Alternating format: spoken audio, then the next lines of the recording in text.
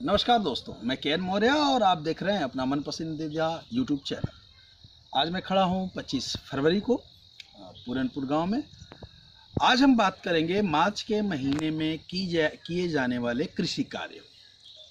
विशेष तौर से इस समय लोगों के पास गेहूं की फसल खड़ी है जिसके छिट्टे बाहर निकल चुके हैं। तो इस समय हमारा प्लांट प्रेगनेंसी में है। तो अब हम बात करेंगे इस पे कि जिन लोगों ने गेहूं की फसल की है और गेहूं के छिट्टे निकल रहे हैं या निकल गए हैं, तो इस समय जैसे हमारे अपने घर में जब कोई प्रेग्नेंट होता है हमारे घर में, तो हम उसके प्रेगनेंसी में एक्स्ट्रा पोषण देते हैं। उसी तरह इस प्लांट को भी ज़रूरत है कुछ एक्स्ट्रा पोषण देने की। जैसे आपका आयरन, बोरान, कैल्शियम, ये सारी चीज़ें यदि हम दें तो इससे फ़ायदा क्या होगा कि बालियां जो होंगी वो लंबी होंगी। जो छिट्टे निकले हैं, जैसे ये 100% फुल्ली ऑर्गेनिक गेहूँ है, इसमें किसी भी केमिकल का स्प्रे नहीं हुआ है, तो ये जो बालियाँ हैं ये तो लंबी होंगी, साथ में इसमें दूध बन गया है। तो दूध जब बनेगा उस समय यदि आप ब्लूम और नाइट्रोकिंग, दो प्रोडक्ट, ब्लूम और नाइट्रोकिंग, साथ में SA-90 का, ब्लूम 300 ml, नाइट्रोकिंग 300 ml, लगभग आपका 300 रुपये एकड़ का खर्च आएगा। इसको यदि आप स्प्रे करते हैं तो आपको ये फायदा होगा। देखिए, यदि जिन लोगों के दूध बन चुके होंगे वो आप एक स्प्रे कर देंगे, जिसके दूध नहीं बने हैं, छिट्टे निकल रहे हैं, वो 2 स्प्रे करेंगे, एक आज, एक 5-7 दिन बाद कर दें। इससे फायदा क्या होगा, छिट्टे बड़े होंगे, ठीक है, वो जो दाने होंगे नीचे से ऊपर तक सभी दाने भरे होंगे।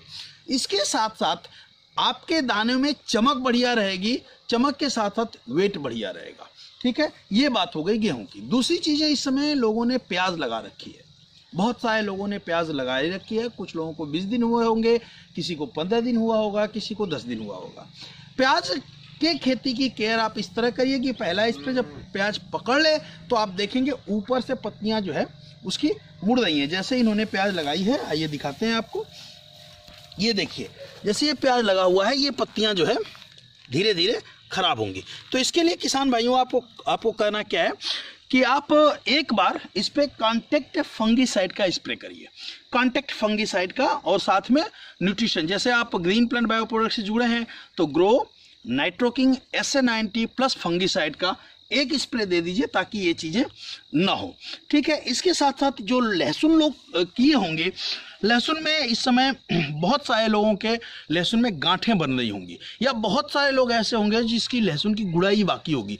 तो गुड़ाई करके पर एकड़ में आप 2 लीटर ब्लूम, 2 लीटर नाइट्रोकिंग का, यदि आप गोबर की सड़ी हुई खाद में बढ़िया से मिला लें, और यदि आप कुछ इससे पहले ऑर्गेनिक नहीं दिए हैं तो 1 लीटर प्रीमियम मिला दें, और कल सुबह या आज मिला के रखना है, कल सुबह छिट्टा दे करके पानी लगा दीजिए। इससे क्या होगा, ब्लूम, नाइट्रोकिंग और FC का प्रयोग आप स्प्रे में भी कम से कम 2 स्प्रे यदि करें तो इससे क्या होगा, जो लहसुन की फसल है इसकी गांठें बड़ी होंगी और जो दाने होंगे वो वेटेड होंगे और बहुत ही चमकीला होगा, वेट आपको बढ़िया मिलेगा, तो आपको बढ़िया प्रॉफिट होगा। कुछ लोगों ने भिंडी लगा रखी है, बहुत सारे किसानों के फोन आए हैं जिन्होंने भिंडी लगा रखी है। भिंडी की खेती में जो टेम्परेचर अप एंड डाउन हो रहा है, इससे बचने के लिए आपको इस समय 2-2, 3-3 पत्ते की भिंडियां बहुत लोगों की हुई हैं, तो एक स्ट्रेस आउट का स्प्रे आप कर दें।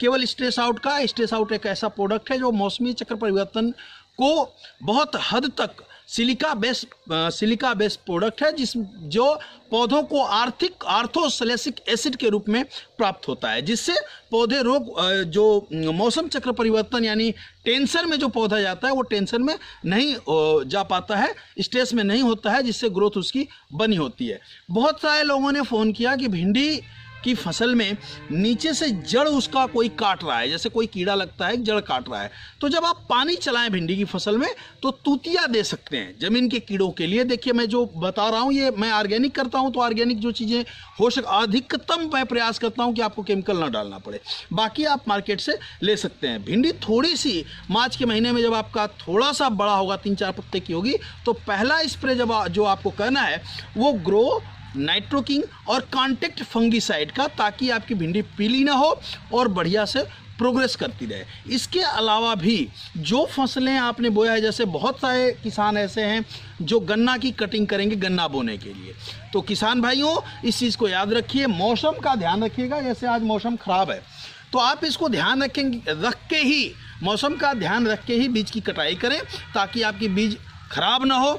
मटर बहुत लोगों ने बो रखी है, जो बीज के उपयोग के लिए लाना चाहते हैं, तो वो भी मौसम का बहुत ध्यान रखेंगे, बढ़िया से सुखाना पड़ेगा आपको।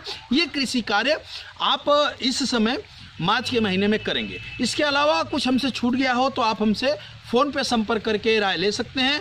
आपको ये चीज़ें पसंद आएँ, अच्छी लगें तो इसे लाइक करें, चैनल को सब्सक्राइब करें और शेयर करें। आप अपना सुझाव भी हमें कमेंट बॉक्स में दे सकते हैं। बहुत बहुत धन्यवाद।